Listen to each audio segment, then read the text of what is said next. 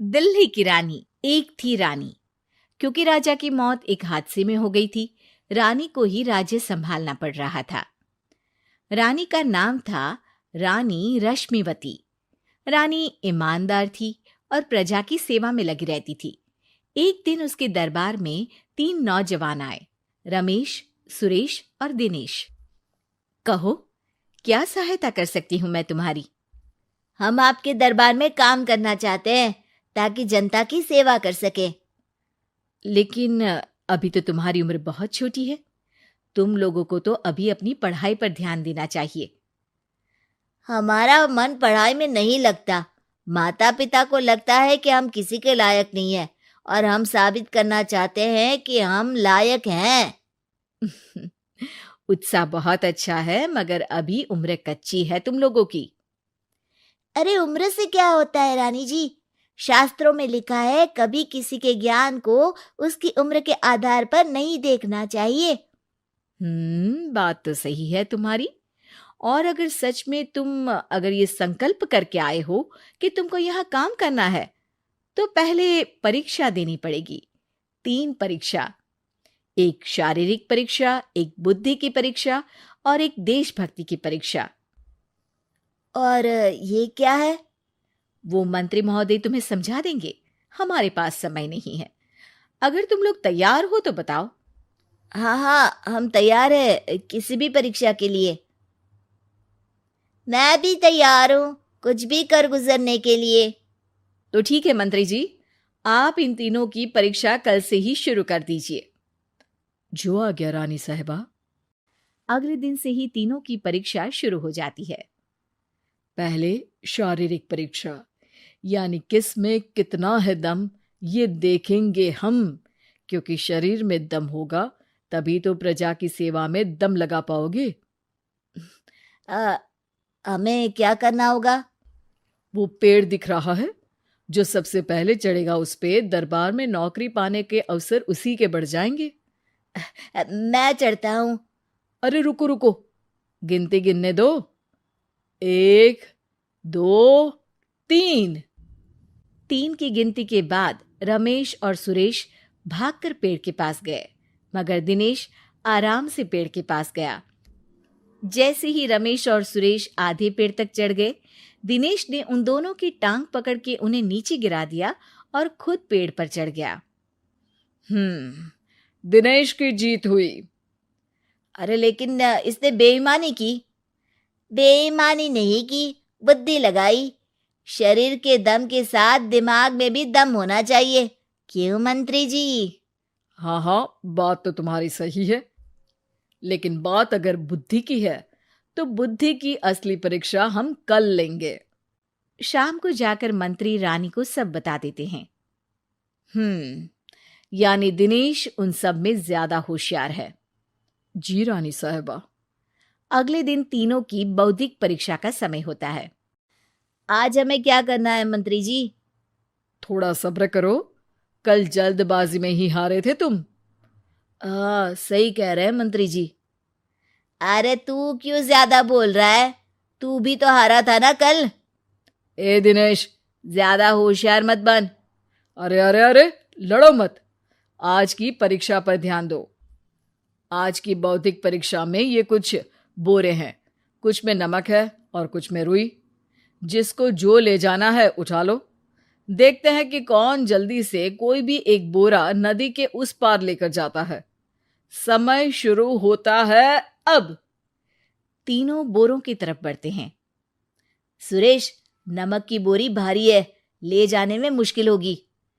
हाँ हाँ, सही कह रहा है, रुई हल्की है, हम दोनों रुई लेकर चलते हैं। अरे भाई, मैं तो नमक लेकर जाऊंगा। रमेश और सुरेश ये सोचकर हंसते हैं कि आज तो दिनेश हार ही जाएगा। दौड़ शुरू होती है। 1, 2, 3। तीनों नदी की तरफ भागते हैं। रुई में वजन कम होने के कारण रमेश और सुरेश आगे निकल जाते हैं और दिनेश थोड़ा पीछे। पर जैसे ही वो सब नदी में जाते हैं, दिनेश की बोरी का नमक गलने लगता है और वजन कम हो जाता है, जबकि रमेश और सुरेश की रुई में पानी भर जाता है और बोरी का वजन बढ़ जाता है। अरे ये इतनी भारी क्यों हो गई रमेश? अरे मुझे क्या पता, शायद जादुई बोरी है। अरे लगता है कि हम बेवकूफ बन गए। बने नहीं हो, तुम हो ही बेवकूफ। इतना तो पता होना चाहिए कि पानी में नमक गल जाएगा। दिनेश का पूरा नमक गल जाता है और बोरी खाली हो जाती है। वो जल्दी से रेस पूरी कर लेता है। इस परीक्षा के विजेता भी दिनेश ही हैं। उसने दिमाग लगाकर दिखा दिया कि वो बौद्धिक परीक्षा में भी रमेश और सुरेश से आगे है। अब कल तुम्हारी देशभक्ति की परीक्षा होगी, जो स्वयं रानी मां लेंगी। रात को फिर मंत्री रानी के पास जाकर बता देते हैं कि आज की परीक्षा में कैसे दिनेश ने अक्लमंदी दिखाई और बौद्धिक परीक्षा में भी उसी की जीत हुई। अरे वाह, दिनेश तो हमारे बहुत काम आ सकता है। हम उत्साहित हैं कल की परीक्षा के लिए। वो तो ठीक है रानी साहिबा, लेकिन हमने सुना है कि पड़ोसी राज्य का राजा आकाशदीप हमारे राज्य की सीमा में घुसपैठ कर रहा है।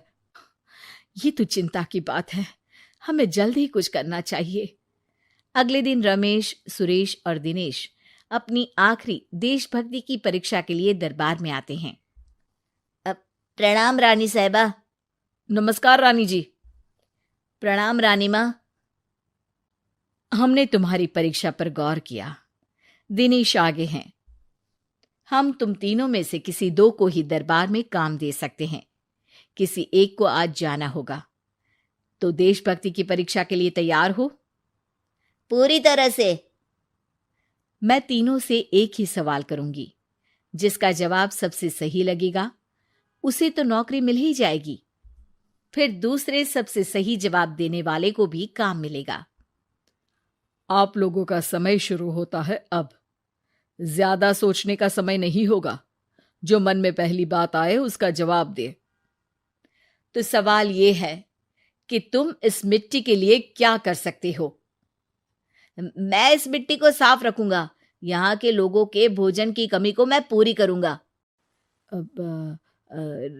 मैं यहाँ के लोगों को गले लगा लगा के उनको खुशी दूंगा रानी माँ, और गरीबों के लिए घर बनवाऊंगा। मैं इस मिट्टी के लिए किसी की जान भी ले सकता हूँ रानी माँ। मंत्री, दिनेश को एक तलवार दो। जी रानी जी। दिनेश, पड़ोसी राज आकाशदीप की जान तुम्हारे हाथ में है। जाओ, अपना काम पूरा करो। आज रात को तुम उस पर हमला करोगे जब वो सो रहा होगा। दिनेश वहां से चला जाता है। रानी माँ, ये आपने क्या किया? अभी किया नहीं है मंत्री जी। आप आकाशदीप को संदेशा भिजवाओ कि पड़ोसी देश का एक कातिल रात को उन पे हमला करेगा और दिनेश को पकड़वा दो। अरे, ये आप क्या कह रही हैं? और क्यों कर रही हैं आप ऐसा? राजा को लगेगा कि हमने उसकी मदद की, उसकी जान बचाकर। वो हमारे राज्य का पीछा छोड़ देगा और हमारा एहसानमंद हो जाएगा।